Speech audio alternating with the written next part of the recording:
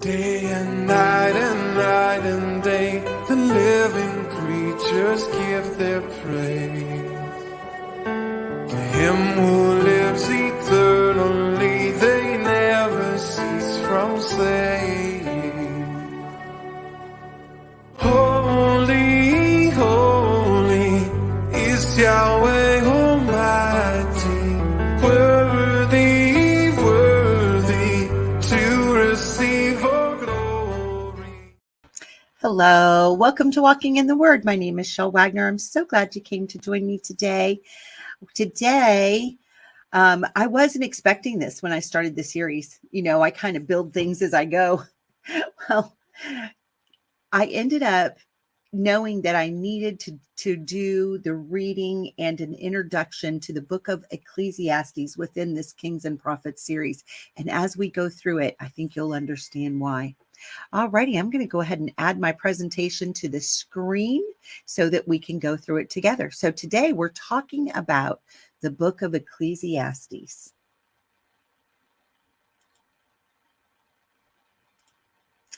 All right, so the life of Solomon started well and ended in wickedness. He never repented and showed great bitterness of ruach in the book of Ecclesiastes.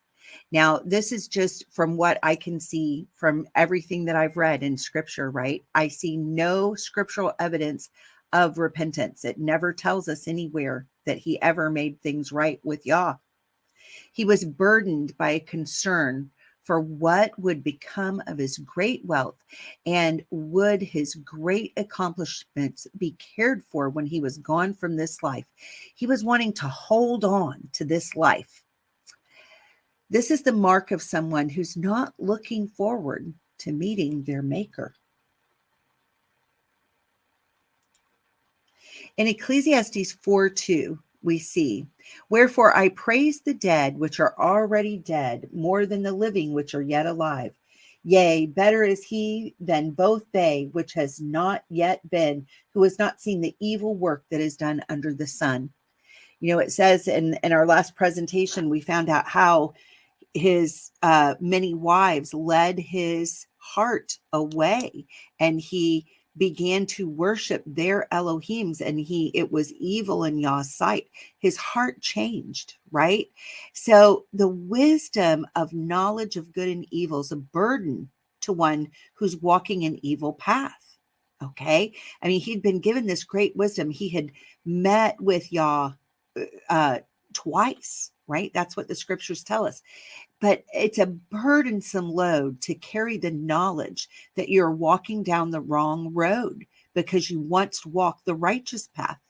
In verse 6 of chapter 4, we see how unhappy he is. Can you imagine the burden of trying to keep 1,000 women happy, right? Chapter 5, we get shown that it shows the good and evil of a war in him. You know, one of my favorite folk tales that you hear told in many different cultures as a story about what human nature is like. They talk about it's like having a white dog and a black dog that are put in a sack, and they're in a fight to the death. And the man who holds the sack of the two dogs is asked, well, which one is going to win? And the answer is the one that I feed, right? Whichever nature, I mean, this is what free will is all about. Whichever nature we feed, that's what's going to win. That's what free choice is. In Ecclesiastes 5:8, it says, Solomon said, don't be surprised if you see a poor person being oppressed by the powerful, and if justice is being miscarried throughout the land. For every official is under orders from higher up, and matters of justice get lost in red tape and bureaucracy. And you can see how disillusioned he was, and he could see the corruption in having a magnificent kingdom. In Ecclesiastes 5:11, he says, the more you have, the more people come to help you spend it. So what good is wealth except perhaps to watch it slip through your fingers, right? You can see that bitterness, that lament of the soul. There's not joy in the getting.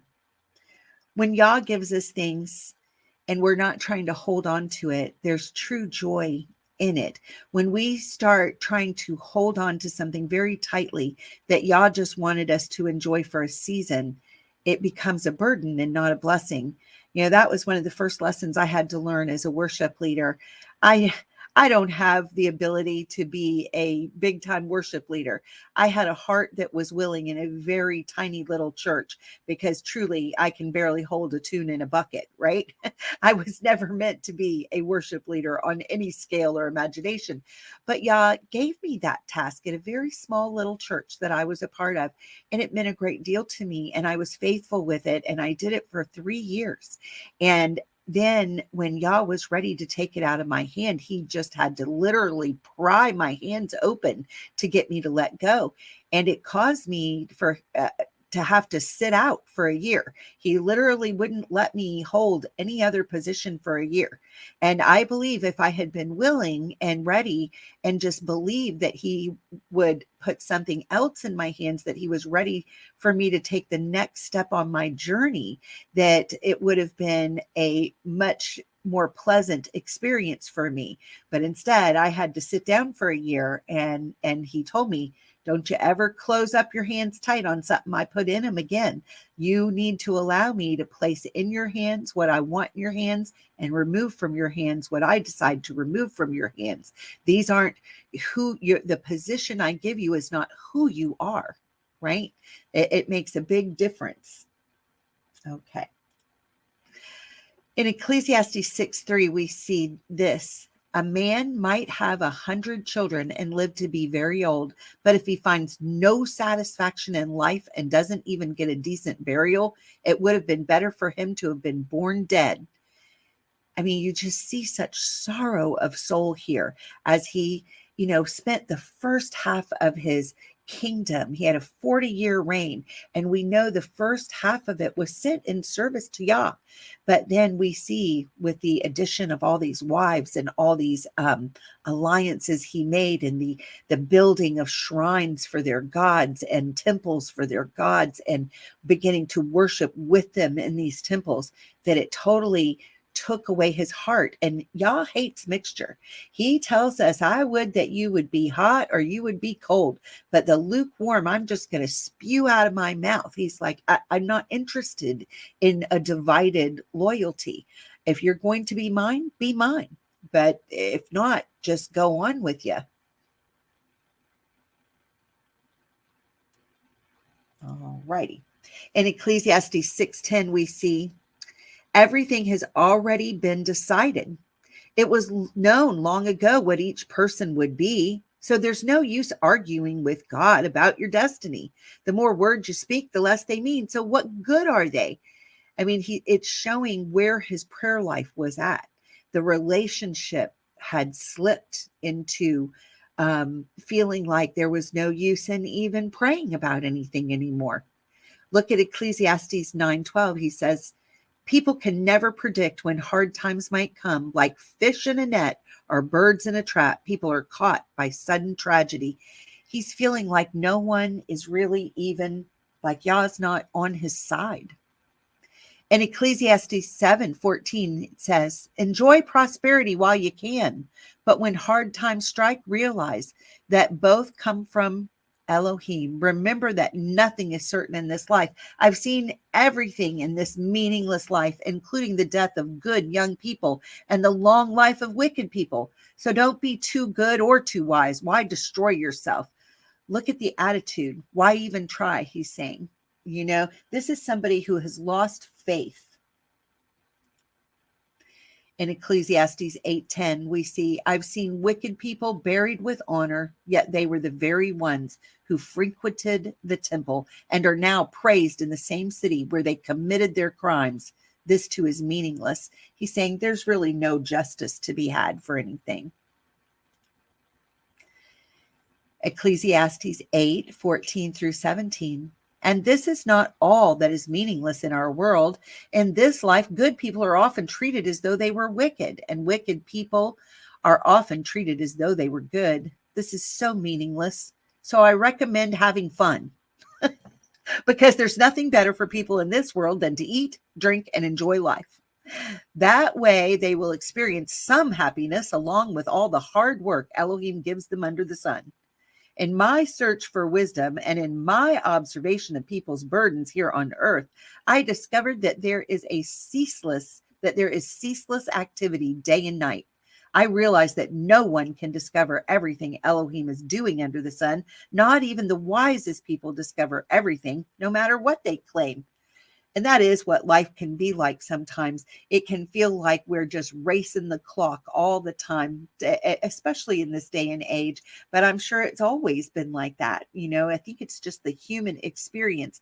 But reality is we're in charge of that. And when we have close relationship with Yah, we can take that time with him and he'll show us how to maximize our time and usefulness. In Ecclesiastes 10:20, it says, never make light of the king, even in your thoughts, and don't make fun of the powerful, even in your own bedroom, for a little bird might deliver your message and tell them what you said. Now, in the previous presentation, when we did part 2 of Kings and Prophets, I really expanded from the book of Josephus. I read a portion which showed that Solomon gained a great wisdom into how the spirit realm works. And so right there, he's saying there's more going on than you realize. There's always someone listening. So be careful what you say. In Ecclesiastes 11:2, he says, but divide your investments among many places, for you do not know what risk might lie ahead. As soon as I read that, I thought, this is why the proverb that says, don't put all your eggs in one basket, that saying has come to be, because that's some good advice. We don't want to put all our eggs in one basket unless Yah tells you to, right? But you do want to hedge against certain things and prepare for different circumstances that might be. But the best thing that we can do in all things is trust Yah. And then you can just see the sadness by the time we get to the very last chapter. He is fearing old age and death and the ending of this life. He's grieving leaving this life. Now, I'm old enough to be gray haired and have aches and pains. And I tell you what, I am excited about being here and finishing my course. And some days it's painful, right? However, I am much more excited for when I get to leave this place and Yah tells me, you have finished your course. Well done, good and faithful servant. That is what my goal is. I'm not going to be lamenting leaving here, but he's talking about in this just the sorrow he has in his old age. There's no joy left, right? So let's just read through that. Ecclesiastes 12:5. Remember him before you become fearful of falling and worry about danger in the streets, before your hair turns white like an almond tree in bloom and you drag along without energy like a dying grasshopper, and the caperberry no longer inspires sexual desire. Remember him before you near the grave, your everlasting home, when the mourners will weep at your funeral. Yes, remember your creator now while you are young, before the silver cord of life snaps and the golden bowl is broken. Don't wait until the water jar is smashed at the spring and the pulley is broken at the well, for then the dust will return to the earth and the spirit will return to Elohim who gave it. Everything is meaningless, says the teacher, completely meaningless. And that's who Solomon was known as the teacher, because of his wisdom. All right. Well, that completes the introduction. I hope you'll join me for the reading and that it's a blessing to you. And for now, I'll say shalom. Day and night and day, the living creatures give their praise. To him who lives eternally, they never cease from saying, Holy, holy is Yahweh.